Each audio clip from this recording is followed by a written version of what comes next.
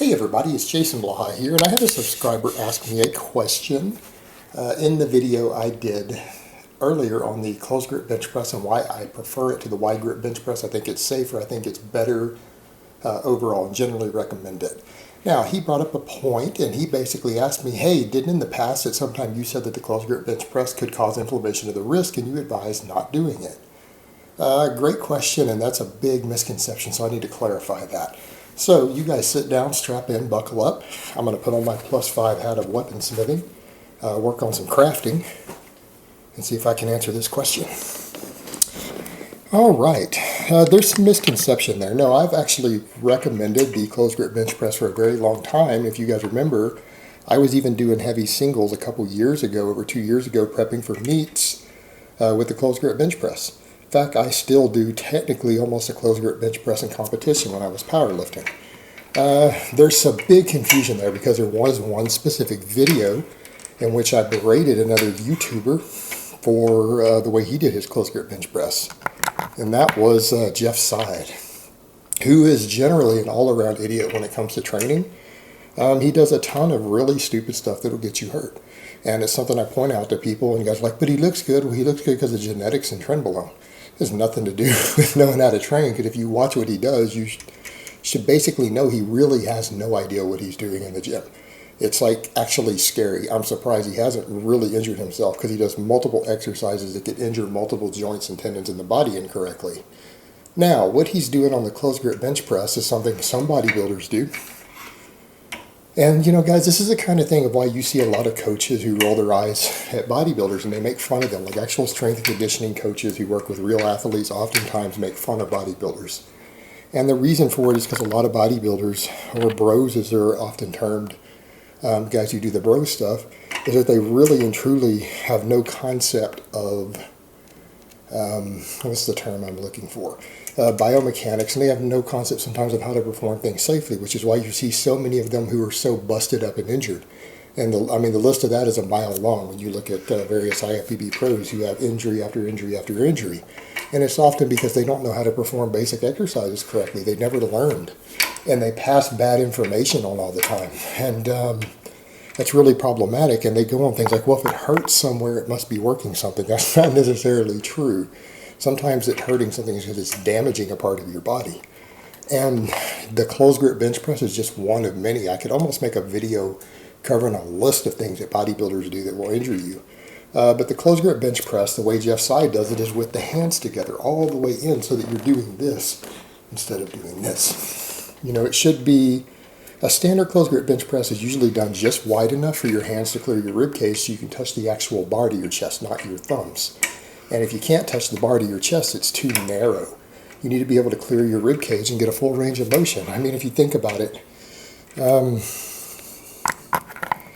when you bring your hands all the way in, first of all, you should know you're going to be working less muscle mass. And the reason for it is you can't lift as heavy of a weight. In fact, some guys have to take 50 or 100 pounds off the bar when they do that. Less weight on the bar. Well, sometimes that's okay if you increase the range of motion, but you don't, because the thumbs actually get in the way.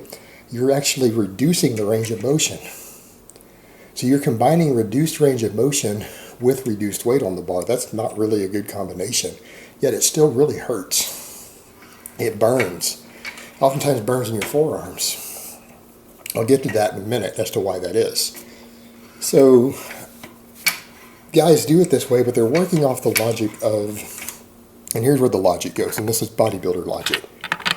A lot of guys came up with the idea, incorrectly a long time ago, that coming in from a wider grip to a narrower grip works the triceps more.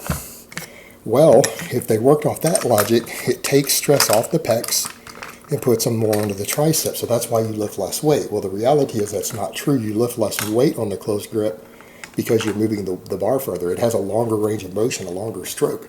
It is harder to move a weight a further distance, meaning it takes more energy and power to move a 200 pounds 18 inches than it does to move it 12 inches, particularly against gravity.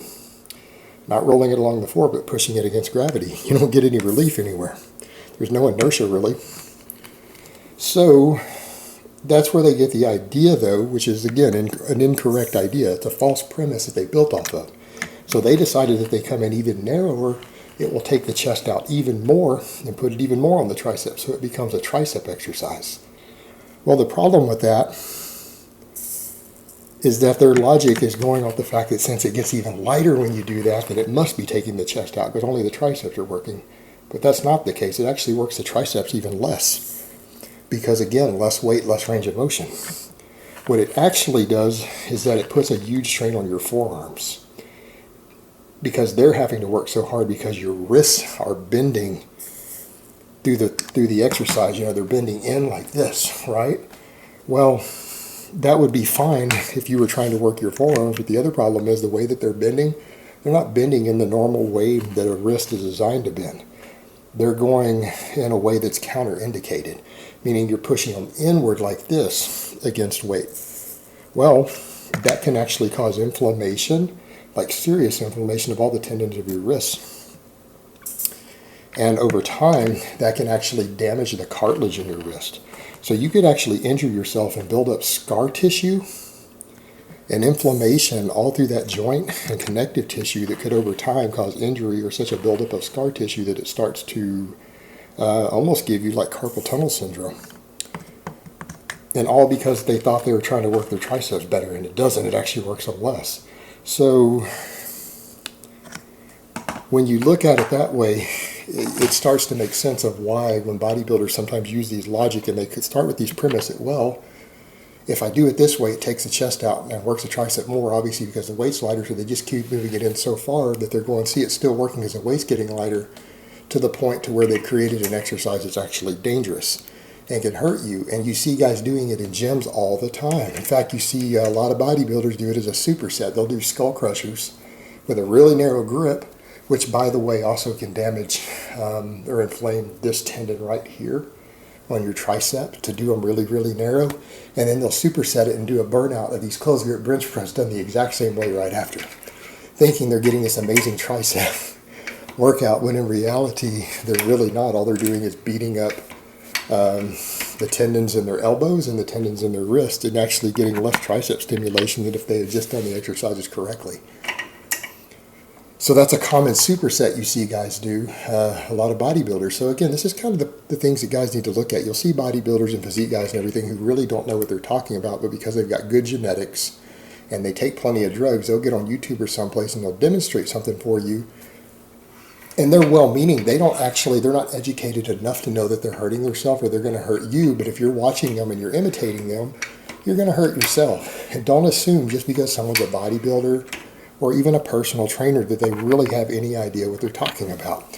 Something like that is a perfect example of knowing that you should run from someone's advice. If you see anybody advocating that you do any tricep exercise or press, because again, they're counting that press as a tricep exercise with your hands really, really close together, that's someone who doesn't know biomechanics.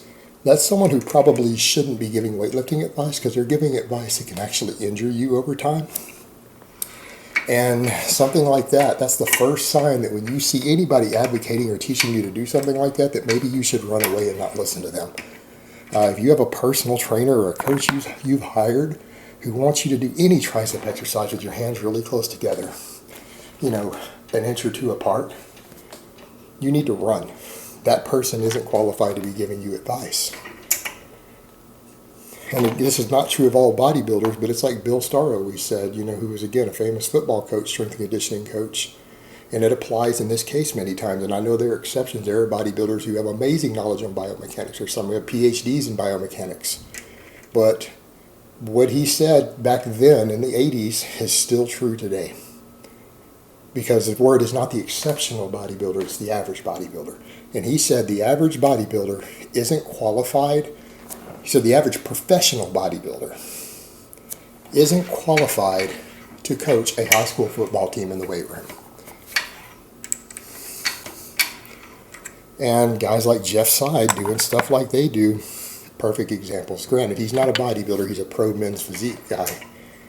But that applies to him as well. Guys like that aren't qualified to even coach a high school football team, because those guys can't get injured. They're trying to get scholarships and stuff. They need to be able to perform without getting all fucked up.